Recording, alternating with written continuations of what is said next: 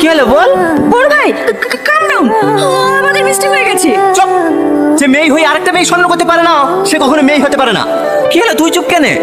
আমরা জাস্ট মজা করছিলাম। এই, ও নিচে। হ্যাঁ, কি যেন বলছিলি? মজা।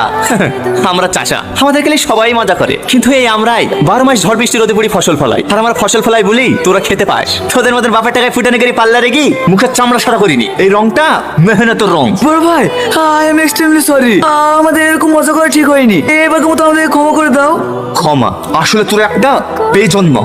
দাদা, ছোট বোন হিসেবে আমাদেরকে ক্ষমা করে দেন, আমাদের ভুল হয়ে গেছে। ছেড়ে দেন, ঝামেলা করেন না।